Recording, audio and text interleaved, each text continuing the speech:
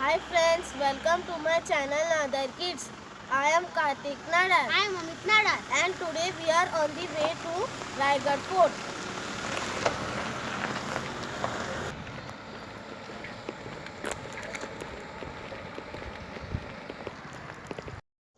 These are the ruins of marketplace.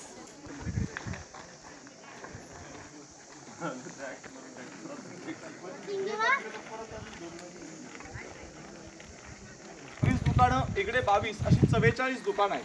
व्यापाऱ्यांना रचना मात्र अशी होती की आगे दुकान, पीछे मकान आणि बीच में स्टोर. म्हणजे हा व्यापारी पुढे दुकान लावायचा, मागे राहायचा आणि मध्ये साहित्य स्टोरेज करण्यासाठी जागा होती. बाजारपेठेमध्ये तुम्ही फिरत असताना बाजारपेठेच्या कुठल्याही गाळावरती कुठे चिन्ह पाहायला भेटणार नाही. मात्र या 7व्या गाळावरती एका नागाचं चिन्ह पाहायला भेटतं. नागाप्पा शेट्टी हा एक कर्नाटकी व्यापारी होता आणि या बाजारपेठेचा प्रमुख होता. त्याने शिवरायांची आज्ञा केली की महाराज, मी या संपूर्ण बाजारपेठेचं कामकाज पाहतो. बाजारपेठ म्हणजे अर्थव्यवस्था चालू आहे. आपले करन्सी दुसरीकडे चालू शकले असते, दुसरी करन्सी आपल्याकडे येऊ शकले असते. कारण की त्या काळामध्ये करन्सीचे व्यवहार व्हावे याच्यासाठी बाजारपेठेमध्ये सर्व लक्ष वेधलं जात असायचं. मग नागाप्पाने काय अट मानली की महाराज, मी या संपूर्ण बाजारपेठेचं कामकाज पाहतो, माझं कुठेतरी नाव कोरण्यासाठी जागा द्यावी. त्यावेळेस छत्रपती शिवरायांनी सांगितलं, हे स्वराज्य हे रयतेचं आहे, ते एकट्या कोणाचं नाहीये.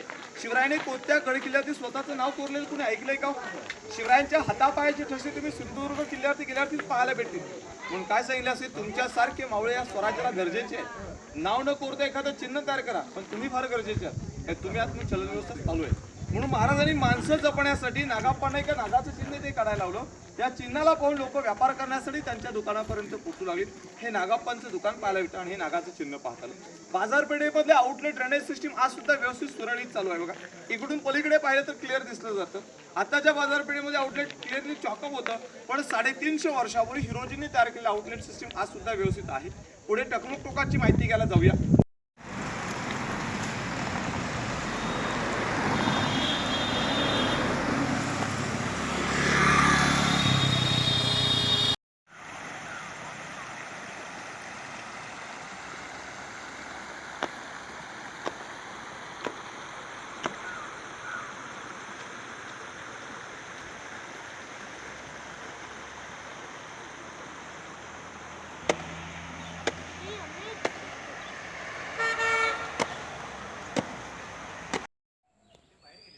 Okay friends, I am sure you must have enjoyed the history.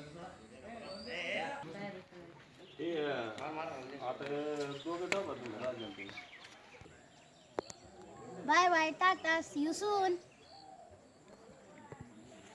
Bye bye.